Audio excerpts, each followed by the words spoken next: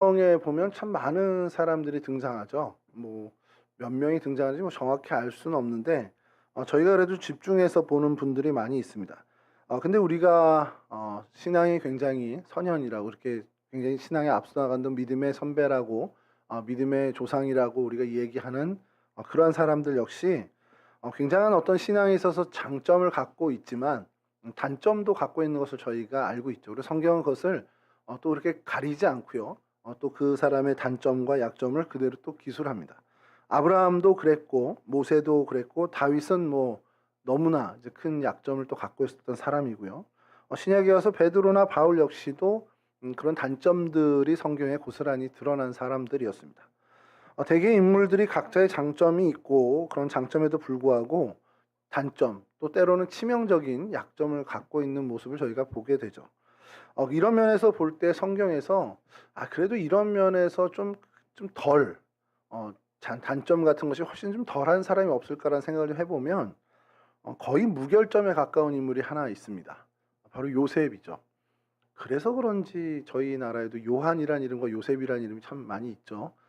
요한도 그렇게 요한 단점이 좀 있긴 하죠. 불같은 성격도 있긴 한데 요셉이라는 이름을 좀 많이 쓰는 게 아닌가라는 생각을 좀 하게 돼요. 모니터를 사게 되면요. 우리 최재학 집사님 너무 잘 아시겠지만 인터넷에서 이거 싸다. 그리고서는 클릭을 해서 들어가 보면 쭉 이제 가격이 얼마에 이렇게 나오고 쫙 설명이 돼요. 근데 이 가격에서 무결점을 원하면 한 5만 원을 더 줘야 됩니다. 이렇게 다시라고 해서 한 화소 하나가 좀 나가게 되는 그런 게 가끔 있거든요. 그런 거 아예 원하지 않는다 그러면 5만 원 내지 10만 원을 더 줘야 이 무결점 모니터를 사게 됩니다. 이게 참 갈등이에요. 그거 더 주고 뭘 화소 하나 나간 거 없어. 불편하면 쓰지. 음, 쓰면 쓰는데요. 좋은 모니터 본 다음에 그거 보면 못 봐요. 저희 딸내미 컴퓨터에 이렇게 한 줄이 가 있습니다. 이렇게 쭉 한 줄이 가 있는데 쟤는 불편한 걸 몰라요. 근데 저는 계속 거슬려. 그거 볼 때마다. 사람 눈이 그렇습니다. 그래서 클릭을 해서 살 때 무결점이 5만 원, 10만 원이 더 비싸도 이거 사야 돼 하고서 무결점을 클릭하게 됩니다. 성경의 인물들이 그래요.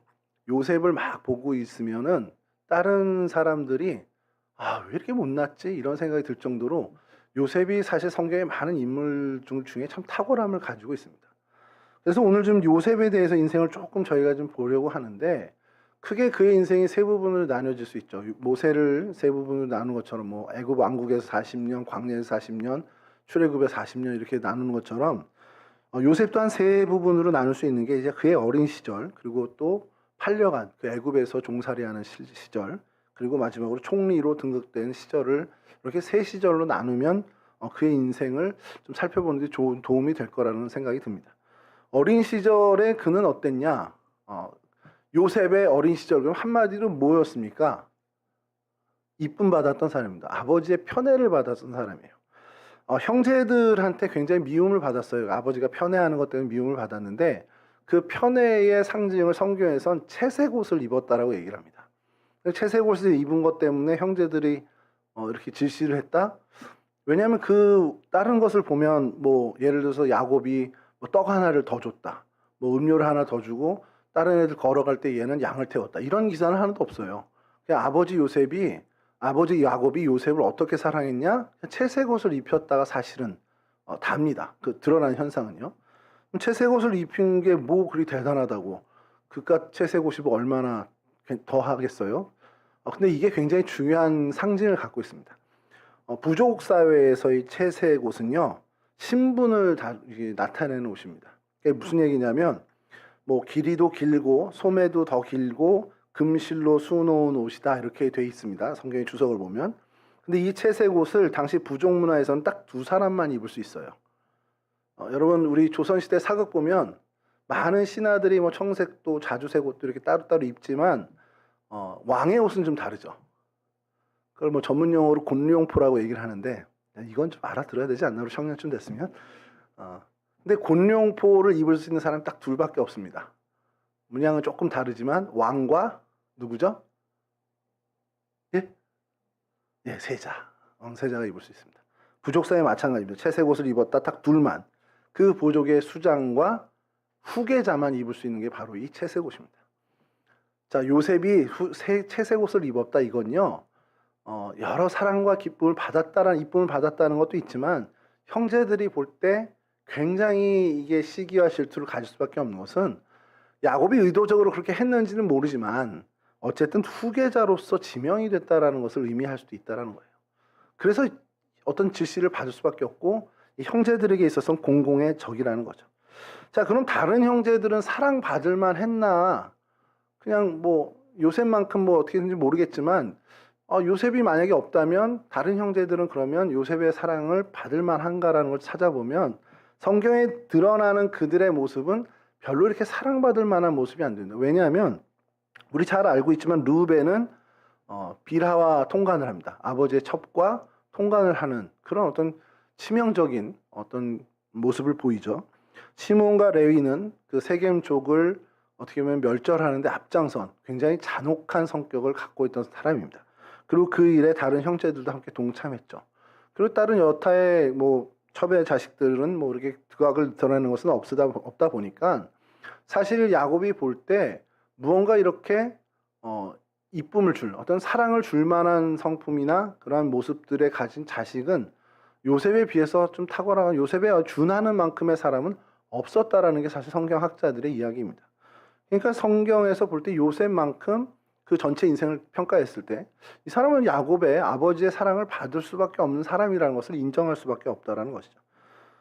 그래서 요셉이 미움을 받은 그 일들 그것에서 이제 이런 어떤 채색 옷을 입은 거 말고 거기에 이제 한 가지가 더 더해지는데 이 요셉이 고자질을 좀 해요. 이제 아버지에게 그 형들이 어떻게 했는데 형들이 뭐 잘못했다 그러면 아버지한테 얘기를 합니다. 이게 저희 성정에는 고자질하는 거 하나로도 이 사람은 정말 손절해야 되는 사람입니다. 근데 성경의 주석가들은 이 부분을 조금 다르게 성평합니다. 왜냐하면 이 친구가 굉장히 어릴 때라는 생각을 해야 돼요. 어려서 모든 일들을 보고 말하는 것이 정직할 수밖에 없는 어떤 거기에 자기의 생각이 가미되지 않는다는 겁니다. 보고 들은 대로 아버지에게 전하는 거예요. 근데 그것이 형제들의 입장에서 봤을 땐 고자질이 되는 거죠.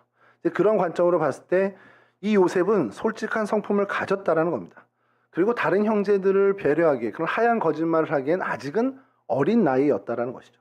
그래서 다른 형제의 잘못을 보고 사실 그것을 같이 동의하고 재밌겠다 하거나 동참하는 그런 성장이 아니라 좀 더 죄에 물들지 아니할 만한 깨끗함을 가지고 있는 사람으로 볼 수 있다는 것이 성경학자들의 견해라는 거죠.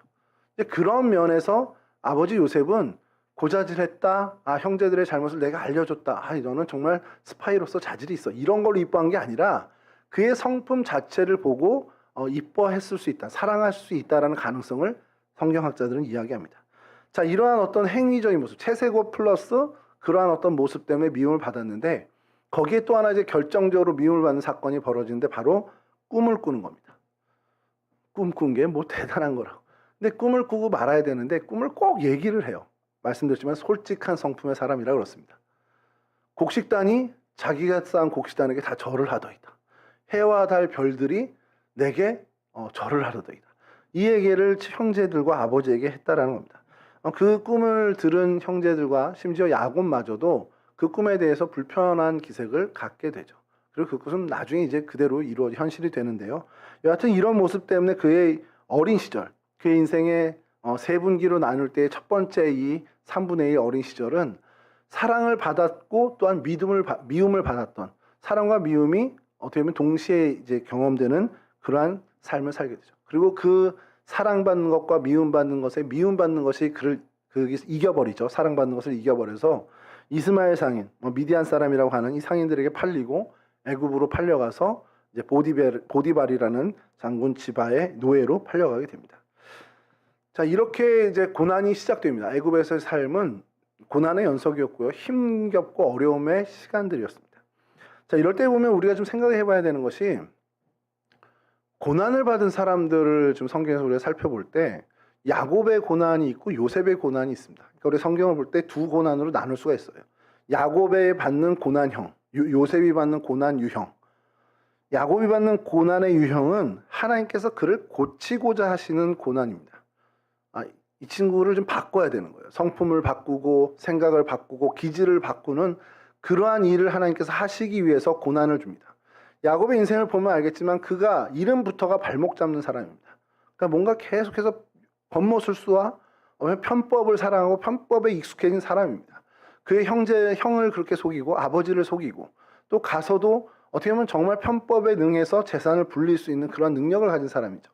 그러한 소유를 가지고 하나님은 믿음의 어떻게 보면 조상, 어떻게 보면 이스라엘의 시조가 되는 것에 적합치 않다라는 생각을 가지고 그를 처음부터 계속해서 고난을 주고 성품을 바꾸고 그래서 진짜 이제 이스라엘로서 거듭나게 하시는 그런 고난을 주셨습니다.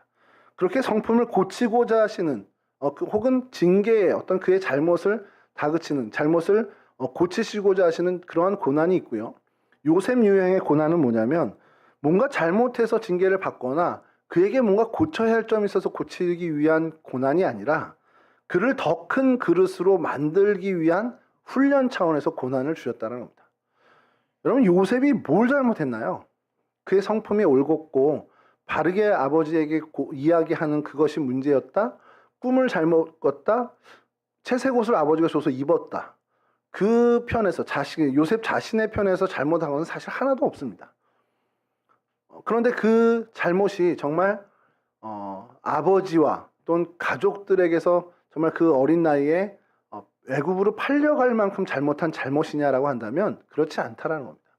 우리가 신약에서 사도 바울의 전도 여행을 보면 주님의 말씀에 따라 갔는데 가는 것마다 고난을 받아요. 물론 이제 그것을 하나님께서 선으로 바꿔주셔서 좋은 결과로 얻게 해주셨는데 요셉의 고난이 마치 이런 고난이라는 겁니다. 더 큰 그릇으로 다듬으시는 그 훈련의 고난이라는 거죠.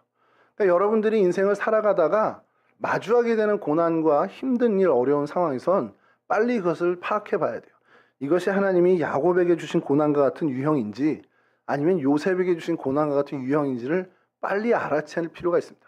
만약에 그것이 야곱에게 주시는 그 고난의 유형이라면 빨리 나를 점검하는 거예요. 내가 빨리 고쳐야 될 것이 무엇인지, 내 안에서 끊어낼 것이 무엇인지, 내가 뭘 빨리 수정해야 되는지를 빨리 해서 그것을 빨리빨리 끊어내야 그 고난이 사실 쉽게 종식이 됩니다. 만약에 요셉의 고난이다 그러면 얼른 하나님께 기도하면서 하나님 뭘 더 내가 확장을 해야 됩니까? 어떤 더 훈련을 받아야 됩니까? 이건 사실은 시간을 단축하거나 줄이기는 어렵습니다. 그 훈련의 양이 끝나야 그래서 그런 역량이 될 때 그 훈련이 중단되게 됐죠. 그러나 그 훈련을 받는 동안에 하나님을 계속 바라보면서 그 훈련의 하나하나를 정말 내게 유익이 되는 것으로 소화해낼 수는 있다라는 것이죠. 자, 보디발의 집에 팔려간 이 요셉은 이제 그와 같은 하나님의 훈련이 이제 시작됩니다. 그로 인해서 계속 보디발의 집이 복을 받게 돼요. 그러니까 하나님의 사람의 특징입니다. 하나님의 사람이 머문 그곳에 하나님의 복이 계속 임하게 되죠. 보디발의 집이 그랬습니다. 자, 그런데 우리 오늘 일부 예배 때 우리 권사님이 기도하실 때 그랬지만 은혜가 넘치는데 항상 사탄의 꾀가 사탄이 계속 틈을 노리죠. 요셉에게도 그랬습니다. 보디발의 아내가 계속해서 유혹을 해왔죠. 그런데 그것을 하나님 앞에서 어떤 그런 죄를 범하겠냐 하면서 당당하게 거부를 합니다. 하나님의 사람으로서 그 하나님의 길, 하나님의 말씀의 길을 정확하게 걷고자 노력했다라는 것이죠. 자, 그 일이 벌받아야 될 일입니까? 그 일로 인해서 자기 자신의 정결을 지킨 것으로 인해서 또 고난이 찾아오게 돼요. 물론 이제 하나님의 그 큰 틀에 있는 이야기지만, 자, 감옥의 수감이 되게 됩니다. 근데 여러분 여기서 하나 좀 우리가 생각해야 될 것이, 야, 이 와중에 하나님이 큰 은혜를 주셨다라는 게 뭐냐면, 보디발 입장에서 보세요. 내 와이프를 겁탈하려고 했어요. 히브리 종이. 그러면 어떻게 하겠습니까? 여러분 같으면. 이게 감옥 보낼 일일까요? 죽여야 될 일이죠. 보디발은 그런 권세를 갖고 있는 사람입니다. 아내를 겁탈하려고 했다. 여러분 그건 그 자리에서 죽여도 아무 할 말이 없는 죄악입니다. 그럼 보디발이 그냥 그러지 않고 왕의 죄수를 가두는 감옥으로 보냈다라는 건 뭘 얘기합니까? 보디발이 믿지 않았다라는 거예요. 그 아내의 말을. 우린 충분히 그렇게 상상할 수 있습니다.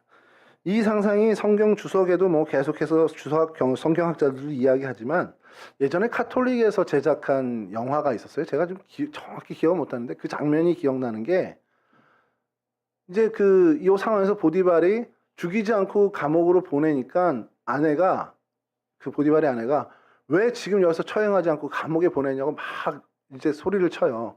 근데 보디발이 한마디를 합니다. 난 요셉을 믿어. 이 얘기를 하는 장면이 있었습니다. 그게 뭐 다시 좀 찾아보려고 해도 이제 뭐 찾기가 어려운데 예전에 카톨릭에서 한번 제작했던 영화에 그 부분이 나옵니다.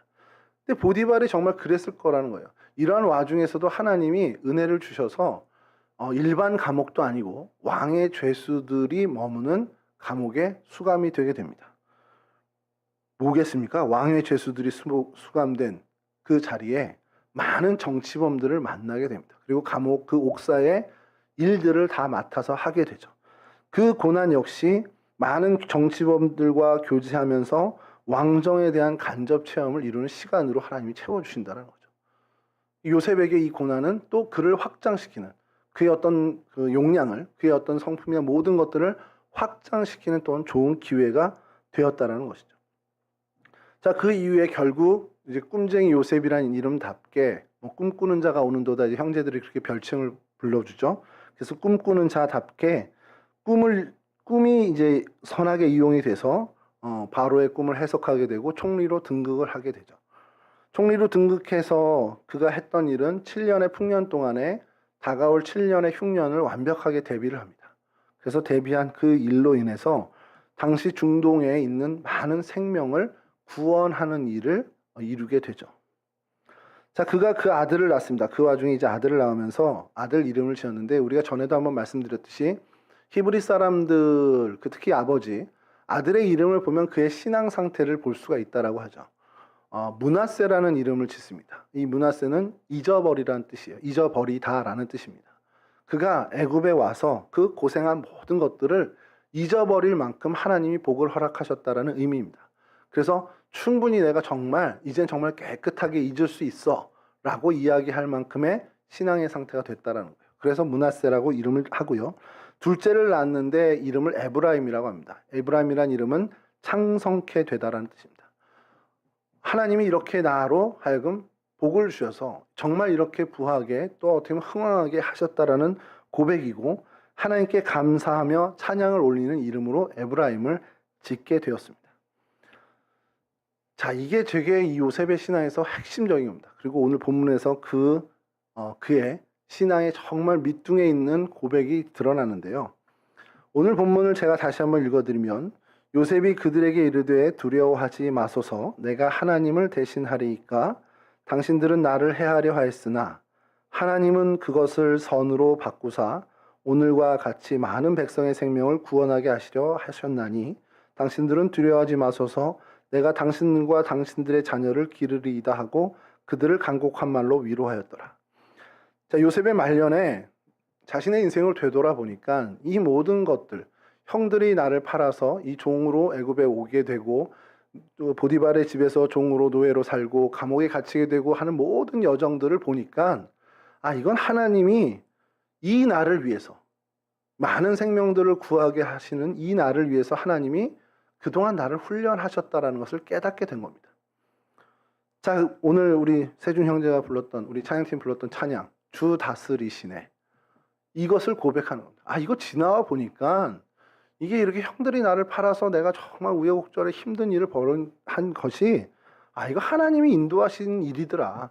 하나님이 이 나를 위해서 그 많은 여정을 이렇게 하나님께서 손을 쓰신 것이더라 라는 것을 고백하는 겁니다. 왜냐하면 형제들은 두려웠어요. 요셉이 총리가 되었고 자신들을 다 거두어줬지만 아버지 야곱이 이제 돌아가시게 된 다음에, 이러다 우리한테 복수하면 어떻게, 아버지 살아계신 동안에는 그런 생각을 안 했다가 이제 아버지도 없으니까 우리한테 다 복수하면 어떡하지라는 두려움이 있어서 요셉에게 다시 한번 그 은혜를 구하는 요청을 할 때 요셉이 오늘 본문과 같은 이 이야기를 하게 되는 겁니다. 자신의 일생에서 벌어진 모든 일이 하나님의 일이었다라는 거예요. 자, 화면 한번 띄워주시죠. 읽으실 수 있는 분이 있으면 좋겠습니다. 우리 청년들 중에. 뒷자는 알겠죠? 뒷자는 리 정도 될 것 같아요. 그죠? 저 왕자 빼면 마을리자인데, 마을리 앞에 왕이 있으면 뭡니까? 왕이 마을을 이렇게 지배하는 거예요. 저게 그래서 다스릴 리자입니다. 저 앞에 있는 자는 섭자입니다. 윤섭이 섭자가 이거 아닐까? 아니에요? 죄송합니다. 섭자가 뜻이 뭡니까? 다스릴 섭자입니다. 다스릴 섭, 다스릴 리. 그럼 뭐예요, 이 뜻이? 섭리가 다스리다라는 뜻이에요. 우리가 하나님의 섭리 그럼 뭡니까? 하나님이 다스리신다라는 겁니다. 아, 이거 다 하나님의 섭리야. 이거 다 하나님이 다스리신 거야. 하나님이 운영하신 거야. 하나님이 통치하신 거야. 하나님이 주권을 행사하신 거야. 모두 같은 말이라는 겁니다. 요셉이 자신의 일생에 벌어진 모든 일이 하나님의 섭리였다 고백하는 겁니다. 자, 하나님의 섭리다 보니 하나님이 그것을 어떻게? 선으로 일구어 주시더라는 거예요. 하나님의 섭리의 결과는 하나님의 선이라는 겁니다. 우리의 기준에는 그것이 선의 모습을 갖지 못할 수 있습니다. 그러나 하나님의 기준에 그것은 하나님의 선이라는 거예요. 제일 대표적인 게 저는 사도 바울과 여러 초대교회 사도들의 순교의 모습을 보면서 그런 생각을 합니다. 전승에 의하면 사도 바울은 참수형을 당했습니다. 목이 베어진 거죠. 여러분, 그 결과만 놓고 보면 얼마나 비참합니까? 주의 복음을 들고 자신의 일생은 또 자신의 삶은 돌아보지도 않고 복음만을 위해서 전생을 다 바친 사도 바울의 마지막은 목이 베었다. 여러분, 인간적인 관점에서 그것을 본다면 그처럼 비극적인 일이 어디 있어요? 근데 우리는 잘 알고 있죠. 그것이 얼마나 이후에 큰 열매가 되고 하나님 나라가 정말 흥왕해지며 강성해지는데 얼마나 큰 초석이 되는지 우리는 잘 알고 있습니다. 그것은 하나님의 영광을 드러낸 하나님의 선하고 선한 일이라는 거죠. 정말 그것을 감당할 만한 사람이기에 사도 바울을 하나님께서 그 순교의 자리에 세우셨고, 베드로도 마찬가지고 처음 죽은 우리 사도 야고보도 마찬가지죠. 인간적인 기준과 세상의 가치관으로 보면 비극이고 슬퍼할 일이고 어떻게 보면 혀를 찰 일이지만 우리는 그것이 하나님의 선을 이룬 선한 일임을 우리는 잘 알고 있습니다. 요셉도 마찬가지입니다. 자기의 일생에 벌어진 그 모든 일들, 형제를 정말 원망하고 복수의 칼을 갈고 정말 만나서 죽여도 할 말 없을 그러한 일을 당했지만 그 모든 일이 하나님의 섭리였다. 하나님이 다스리신 일이더라. 그럼 그 결과는 뭐냐? 하나님이 이루실 선하고 선한 일. 그것을 바꾸어 선으로 바꾸어 오늘과 같이 많은 이들을 구원케 하셨다는 거예요. 그것을 바꾸어 선으로 바꾸셨다라는 것. 여러분, 우리에게 필요한 믿음의 첫 단추는 바로 이 부분입니다. 모든 것이 하나님의 섭리 안에 있다. 그렇게 하나님이 이 모든 것을 하나님의 선으로 바꾸어 주실 것이다. 이것은 하나님에 대한 무한한 신뢰를 얘기합니다. 머리로 아는 거가 아니라 그냥 맞아, 하나님의 섭리는 다스릴 섭에 다스릴 리의 섭리, 하나님의 다스리심이 하나님의 주권. 이걸 아는 것도 중요하지만 아는 것으로 그치는 게 아니라 정말 그 섭리에 대한 믿음이 있어야 됩니다. 무한한 신뢰가 있어야 한다는 것이죠. 그것이 우리에게 필요한 신앙의 가장 첫걸음, 가장 첫 번째라는 겁니다. 내가 기독교이냐, 내가 크리스찬이고 내가 하나님의 백성이야 라고 할 때 그 아이덴티티의 첫 번째 단추가 되는 것은 하나님을 향한 이와 같은 무한한 신뢰입니다. 여러분, 그게 좀 점검할 필요가 있는 거예요. 내가 하나님을 정말 믿나? 내가 하나님을 그렇게 정말 신뢰하나? 아니라면 이거 놓고 좀 기도했으면 좋겠어요. 하나님, 나한테 믿음이 부족한 것 같아요. 나 아직 하나님을 이렇게 전적으로 못 믿는 것 같아요. 하나님, 내게 믿음을 더해주세요. 잠깐 개인적인 얘기지만 정말 많은 교회를 섬겼어요. 그러고 싶지 않았습니다. 저도 태어나서 한 교회에서 쭉 자라고 거기서 장래 예배까지 이렇게 당하는 사람이 되고 싶었어요. 프로야구에 보면 원클럽맨이라는 사람이 있습니다. 대표적으로 그 SK 와이번스, 지금은 없어진 팀, 없어졌다고 해야 되나요? 바뀌었지만 박재상이라는 선수가 있는데 SK 와이번스의 백넘버 1번입니다. 데뷔도 SK 와이번스에 했었고 선수생활 내내 SK 와이번스에서 하다가 SK 와이번스에서 은퇴를 했고 거기서 코치를 했어요. 그래서 그를 가리켜서 원클럽맨이라고 합니다. 부러워요. 그런 인생이 참 부러운데 저는 그러질 못했습니다. 태어나서 첫 번째 다닌 교회도 곧 떠나게 되고 초등학교 동안 다니다가 아버지의 직장 때문에 옮기게 되는 걸로 인해서 직장 옮겨도 다닐 수 있는데 인천에서 다니기는 어렵잖아요.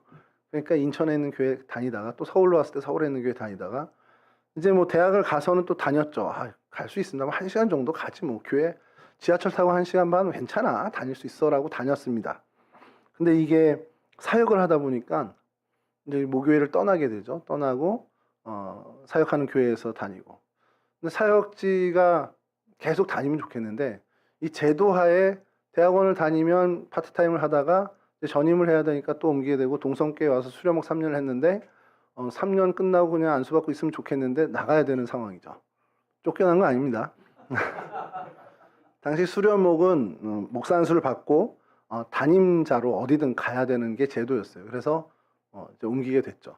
그 교회에 있다가 또 여러 이제 상황으로 인해서 옮기고 또 옮기고 그리고 갑자기 담임 목사님이 조기 은퇴하는 바람에 또 옮기고 예, 뭐 계속 우여곡절 끝에 많은 교회를 다니게 되고 잘해서 대전에 정착하나 싶었는데 또 이렇게 다시 서울로 오게 되고 바로 옆에 있는 용두동교에서 잘 있다가 거기서 담임 목사님 은퇴하면 또 그때쯤은 되나 싶었는데 갑자기 박세원 목사님이 옮기신다 그래서 아싸 자리 비었다 그러고서 그리고 동성을 다시 돌아오게 됐는데 여러 교회를 섬기는 게 마음의 한편에서는 굉장히 약간의 불만을 갖고 있었어요. 하나님한테. 왜 하나님 좀 한 교회에서 오래도록 박 목사님처럼 분목사로 한 15년 쭉 있었으면 얼마나 좋습니까?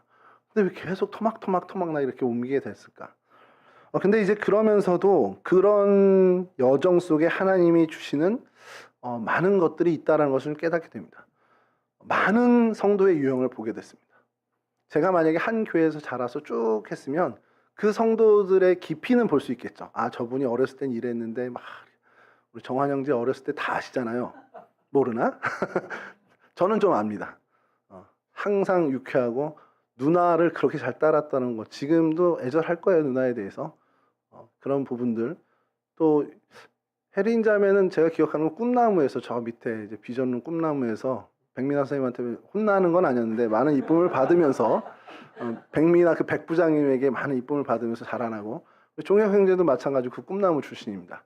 준표가 있었는데 준표 형제가 요즘 안 보여서 그런데 이제 그렇게 깊이 알고 쭉 자라는 것도 좋은데 그것도 장점이 있죠. 근데 저에겐 하나님이 그걸 허락하지 아니하고 여러 유형을 보게 하셨어요.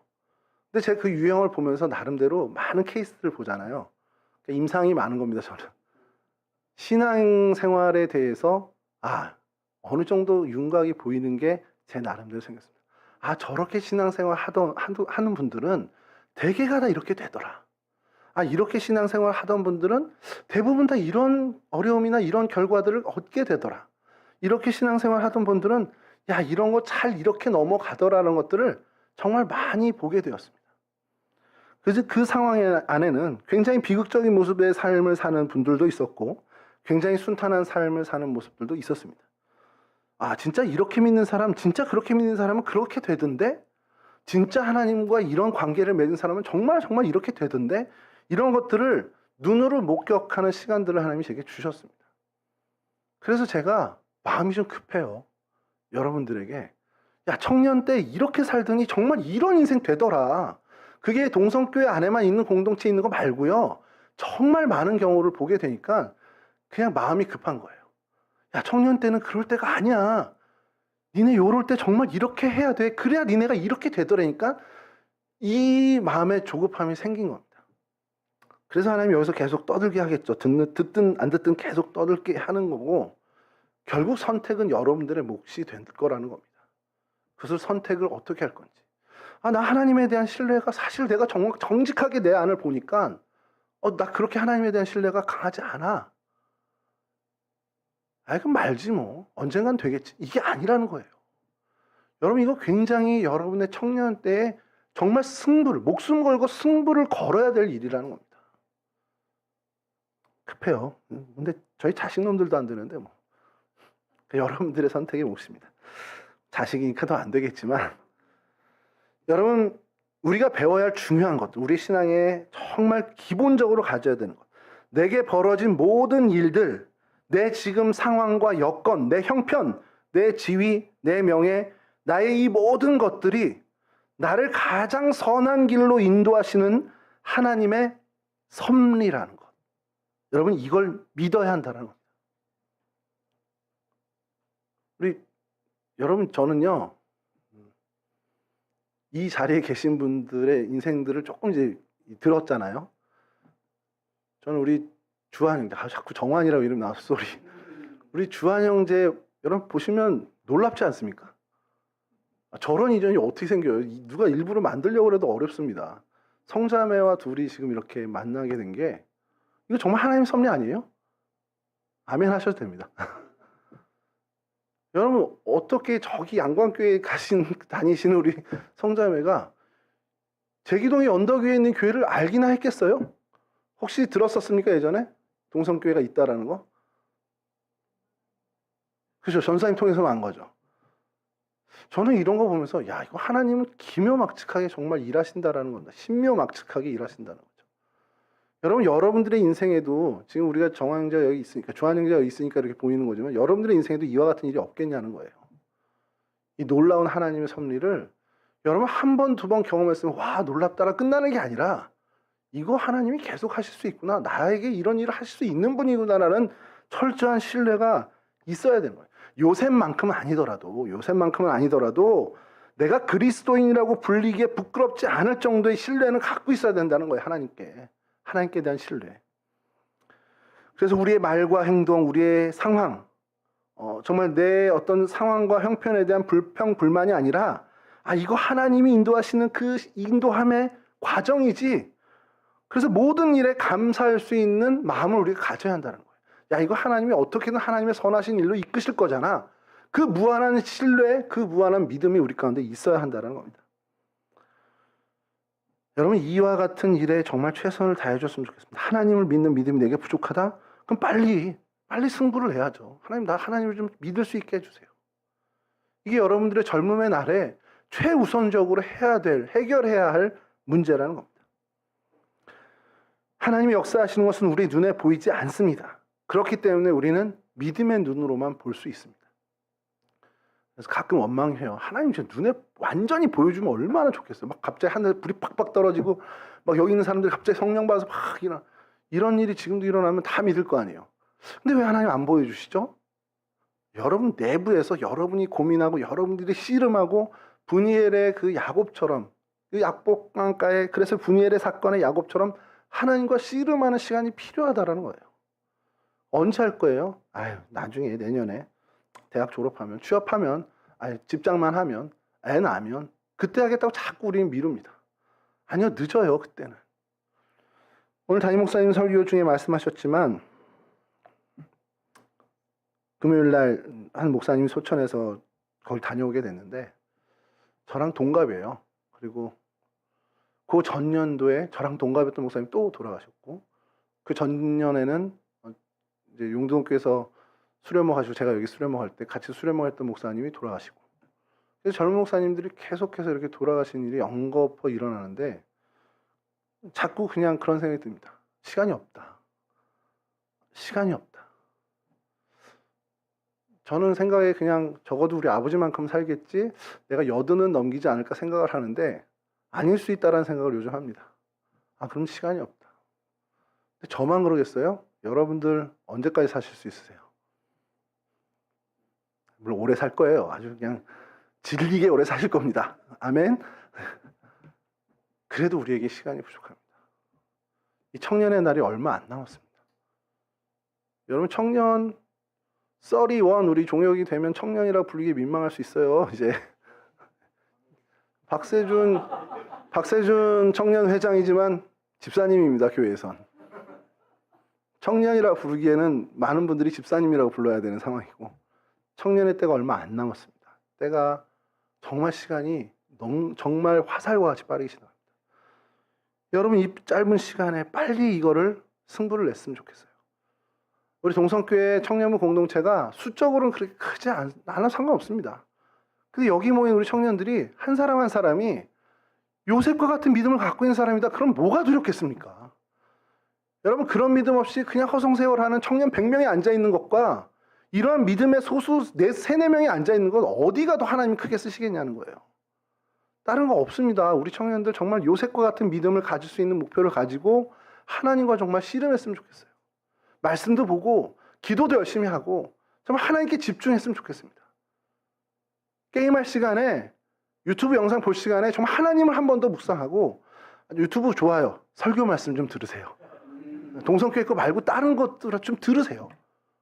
믿음은 들으면서 납니다. 믿으시죠? 예, 형 많이 들으시길 바랍니다. 그래서 정말 많이 하나님과 씨름했으면 좋겠습니다. 여러분, 하나님이 여러분들에게 임하시고 여러분들에게 하나님이 역사하신다면 여러분들의 모든 형편과 상황은 하나님이 선으로 바꿔주신다는 사실 믿으시기 간절히 바랍니다. 여러분들에게 하나님이 관여하실 때 그것을 선으로 바꾸시는 역사를 이루시는 하나님이심을 믿고 여러분들의 삶 속에 하나님께 집중하고 하나님과 씨름하는 그 귀한 선한 싸움을 늘 이어나가는 거룩한 하나님의 백성들 되시기를 주님의 이름으로 간절히 축원합니다. 기도하겠습니다. 참 좋으신 하나님 감사합니다. 저희들 가운데 은혜 주셔서 하나님 백성 삼아주시고 하나님을 신뢰할 수 있는 믿음의 여정을 걸어가게 하시니 감사를 드립니다. 우리 청년의 날에 정말 하나님을 향한 믿음에 있어서 정말 매듭을 지을 수 있도록 주님 도와주시옵소서. 적어도 이 문제만큼은 우리 하나님 정말 우리 청년의 때에 해결할 수 있는 귀한 하나님의 백성 될 수 있도록 귀한 주의 청년들이 될 수 있도록 하나님 도와주시옵소서. 이제 저희들 이 2023년 여름 수련회와 이제 하나님 말씀 잔치를 열려고 합니다. 하나님 이 귀한 시간들과 이 기회를 통해 우리 청년들 하나님을 향한 무한한 신뢰, 하나님을 향한 참 믿음을 하나님 굳건히 할 수 있는 귀한 기회가 될 수 있도록 하나님 이 여름 우리와 함께하여 주시옵소서. 준비해가는 모든 일들 속에 먼저 하나님 앞에 기도하는 저희들 되길 원하오니 우리 여름의 그 귀한 행사들이 주님 안에서 선하고 아름다운 일들이 될 수 있도록 우리 청년들 한 사람 한 사람에게 정말 좋은 일, 선한 일이 될 수 있도록 하나님 도와주시옵소서. 감사하며 예수 그리스도 거룩하신 이름으로 기도합니다. 아멘.